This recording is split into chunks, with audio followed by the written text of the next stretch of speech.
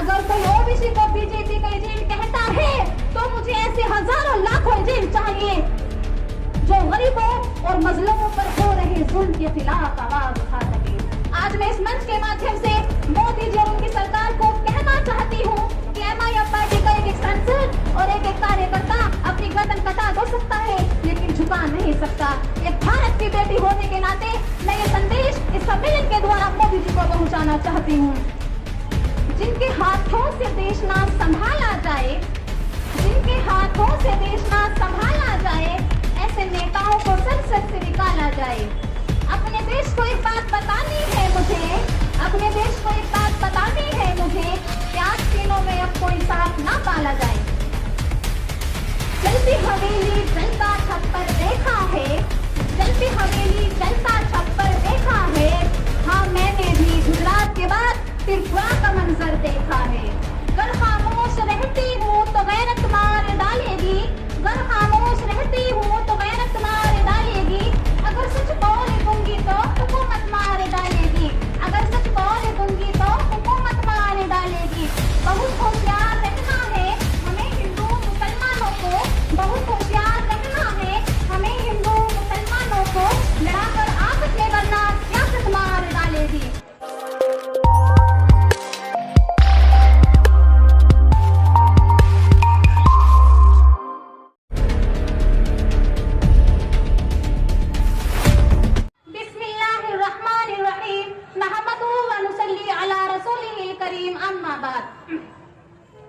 गर खामोश रहती हूँ तो गैरत मार डालेगी, गर खामोश रहती हूँ तो गैरत मार डालेगी। अगर सच बोल दूंगी तो हुकूमत मार डालेगी, अगर सच बोल दूंगी तो हुकूमत मार डालेगी।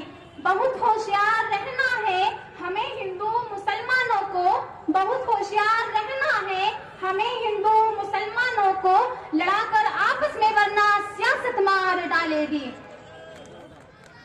आज इस सभाघर में एमआईएम पार्टी के राष्ट्रीय अध्यक्ष, एमआईएम पार्टी के प्रदेश अध्यक्ष, सम्माननीय नेतागण, एमआईएम पार्टी की आन बान शान, एमआईएम पार्टी का एक कार्यकर्ता जो आज इस सभाघर में हमारे साथ इस महत्वपूर्ण दिन पर हमारे साथ उपस्थित है।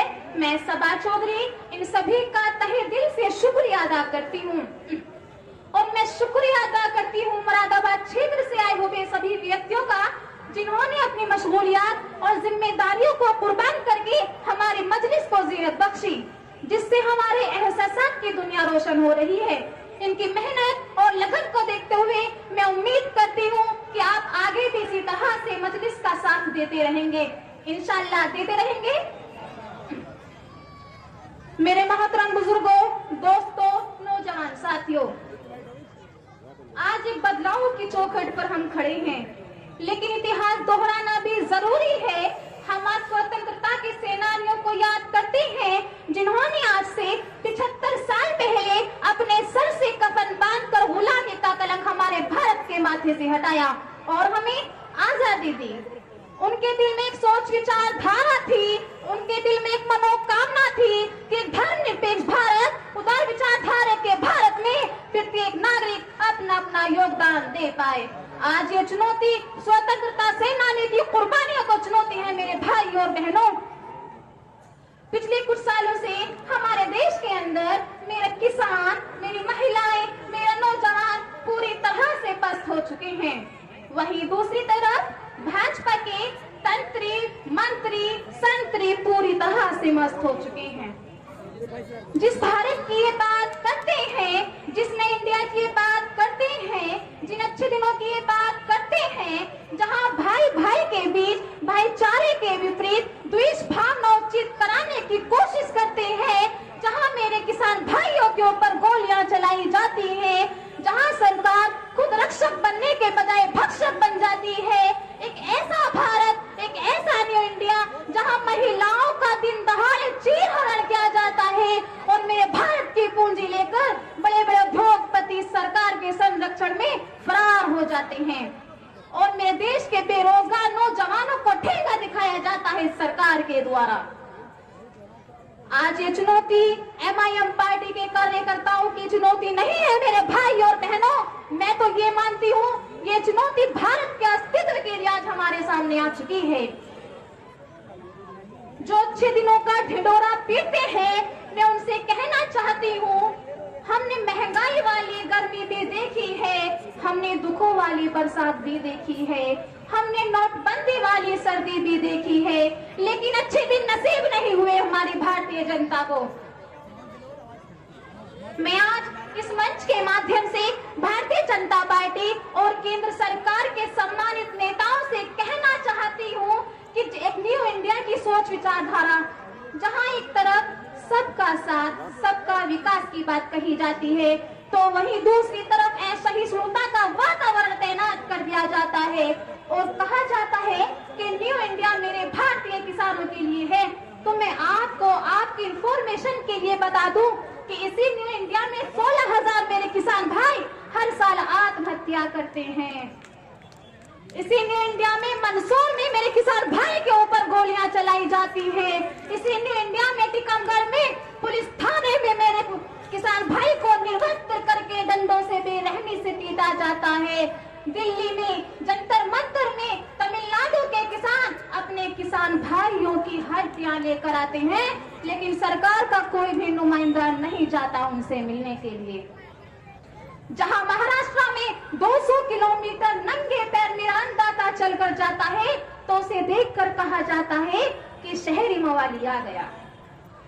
अगर मेरा किसान भाई इस सरकार से अपनी कुछ मांग रखता है, तो संसद में उसका मजाक उड़ाया जाता है, उसे आंदोलनजीवी कहा जाता है, उसे परजीवी कहा जाता है।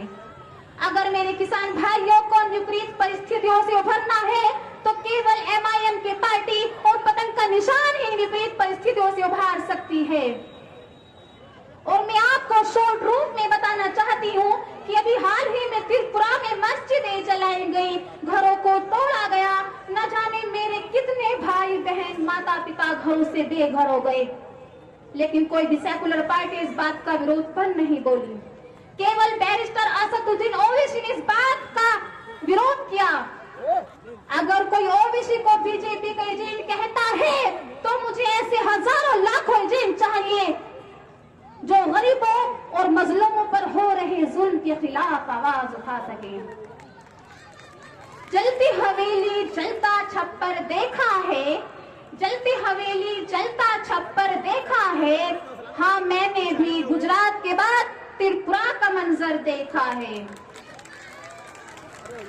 एक न्यू इंडिया जब बात की जाती है रोजगार की, 2 करोड़ रोजगार देंगे कहा जाता है, लेकिन आज जब मेरे देश का नौजवान रोजगार के लिए सड़कों पर भटक रहा है, तो उसे पकोड़ा तलने की नसीहत दी जाती है।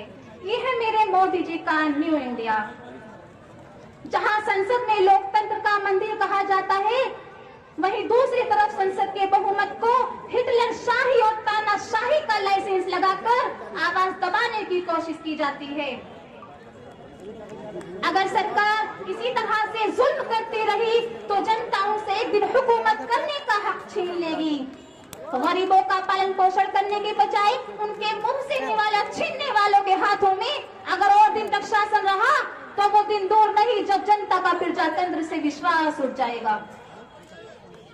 आज मैं इस मंच के माध्यम से मोदी जी और उनकी सरकार को कहना चाहती हूँ कि MIM पार्टी का एक सांसद और एक कार्यकर्ता अपनी गर्दन कटा तो सकता है, लेकिन झुका नहीं सकता। एक भारत की बेटी होने के नाते मैं ये संदेश इस सम्मेलन के द्वारा मोदी जी को पहुँचाना चाहती हूँ। जिनके हाथों से देश ना संभाला जाए, जिनके हाथों से देश ना संभाला जाए, ऐसे नेताओं को संसद से निकाला जाए। अपने देश को एक बात बतानी है मुझे, अपने देश को एक बात बतानी है मुझे कि आस्तीनों में अब कोई सांप ना पाला जाए। और सभा में उपस्थित सभी व्यक्तियों से मैं कहना चाहती हूँ कि इनमें से कुछ व्यक्तियों को लगता है कि मेरे देश की महिलाएं खतरे में हैं। लगता है? हैंड्स अप कीजिए। लगता है? ओके। किसी को लगता है कि मेरे देश का किसान खतरे में है, किसी को लगता है कि मेरे देश का नौजवान खतरे में है। मैं तो बस इतना कहना चाहती हूँ कि इस धर्म के चश्मे को जरा नीचे उतार कर देखिए, फिर आपको लगेगा कि ये तो पूरा ही हिंदुस्तान खतरे में है। मेरे मोहतरम बुजुर्गों, दोस्तों, नौजवान साथियों, आज एक नया सूर्योदय होने जा रहा है बैरिस्टर असदुद्दीन ओवैसी के रूप में। और ये सूर्योदय MIM पार्टी का सूर्योदय नहीं, बल्कि पूरे भारतवर्ष का सूर्योदय होने जा रहा है। एक ऐसे नेता जो देश भावना की बात करते हैं, देश कल्याण की बात करते हैं, देश निर्माण की बात करते हैं, एक ऐसे नेता जो संविधान के रक्षक हैं, एक ऐसे नेता जिनसे पूछा गया तुम्हारी जाति क्या है, तुम्हारा धर्म क्या है, तो उनका जवाब था अगर मेरी कोई जाति है, अगर मेरा कोई धर्म है, तो वो केवल और केवल राष्ट्र का तिरंगा झंडा है। Today that time has come, my brother and sister, that we have to fight this battle together. This fight is not the fight of MIM party, but rather it is fight for the future of India. We just want the share in government that we will take. मेरे मोहतरम बुजुर्गों, दोस्तों, नौजवान साथियों, अब समय आ गया है हमें एक साथ मिलकर ये लड़ाई लड़नी है। और ये लड़ाई MIM पार्टी के कार्यकर्ताओं की लड़ाई नहीं, बल्कि भारत के भविष्य की लड़ाई है। मेरे भाई और बहनों, संविधान सभा के निर्माता डॉक्टर भीमराव अंबेडकर ने कहा था, अगर 5 अंगुलियां रहेंगी तो बिखर जाएंगी, अगर ये अंगुलियां मुट्ठी बन जाएंगी तो देश का विकास और देश का उत्थान सुनिश्चित हो पाएगा। इसलिए हमें मुट्ठी बनकर भाजपा का सामना करना है। और मुझे विश्वास है कि बैरिस्टर असदुद्दीन ओवैसी के नेतृत्व में भी लाल किले पर झंडा लहराएगा। मेरे मोहतरम बुजुर्गों, दोस्तों, नौजवान साथियों, वक्त बहुत कम है, इसलिए मैं 2 मिनट में अपनी बात यहीं पर खत्म करना चाहती हूँ। मैं आपको यानी आज से 2-4 दिन पहले का एक वाक्य पेश करती हूँ। मेरे करीबी रिश्तेदार हैं, उन्होंने मेरे से कहा कि आप MIM पार्टी का प्रचार करती हैं, यानी उनसे आपका लिंक है इस पार्टी से, इस पार्टी को छोड़िए और हमारी सपा पार्टी में चलिए। तुरंत मैंने बचपन में एक चैप्टर पढ़ा था मेजर ध्यानचंद जी, जो हॉकी के जादूगर हैं, मुझे वो फौरन याद आई। मैं आपके साथ शेयर करना चाहती हूँ, लिसन विद केयरफुली प्लीज। बात उन दिनों की है जब 1936 ईस्वी में जर्मनी में ओलंपिक हुआ था। तो हमारे हिंदुस्तान की तरफ से इस खेल को खेलने के लिए मेजर ध्यानचंद जी गए थे। उन्होंने अपनी इस खेल की प्रतिभा से वह खेल जीता और अपने देश को गोल्ड मेडल लाने का कार्य किया। उनके खेल की प्रतिभा से प्रभावित होकर जर्मनी के चांसलर अडोल्फ हिटलर ने उन्हें यह लालच दिया कि अगर तुम हिंदुस्तान को छोड़कर जर्मनी में आकर बस जाओ तो मैं तुम्हें जर्मनी की फौज का मेजर बना दूंगा। तो उन्होंने जवाब दिया, मैं जर्मनी की फौज का मेजर बनने के बजाय हिंदुस्तान की फौज का जाबाज सिपाही बनने में गर्व महसूस करूंगा। तो इसी तरह से उसी महाशय को मैंने जवाब दिया, यानी जो मेरे करीबी रिश्तेदार थे। मैंने कहा कि मैं दूसरी पार्टियों के हेलीकॉप्टर छोड़कर पतंग की डोर पकड़कर MIM पार्टी का प्रचार करने में गर्व महसूस करूंगी। और मैं MIM पार्टी की कार्यकर्ता हूँ। MIM पार्टी के कार्यकर्ता कभी बिकाऊ नहीं होते, और जो बिकाऊ होते हैं वो MIM पार्टी के कार्यकर्ता नहीं होते। एक शेर के साथ अपनी वाणी को यही विराम देना चाहती हूँ। आंधियों को जहां जिद है बिजलियां गिराने की, आंधियों को जहां जिद है बिजलियां गिराने की, हमें भी वही जिद है आशियां बनाने की। बैरिस्टर असदुद्दीन ओवैसी के हवाले से 2 लाइनर्स करती हूँ, लिसनिंग विद केयरफुली। उसूलों पर जहां आ जाए टकराना जरूरी है, उसूलों पर जहां आ जाए टकराना जरूरी है, जिंदा है तो जिंदा नजर आना जरूरी है। जय हिंद, जय भारत, जय बैरिस्टर असदुद्दीन ओवैसी, जय MIM पार्टी, जय ऑल इंडिया। ओके।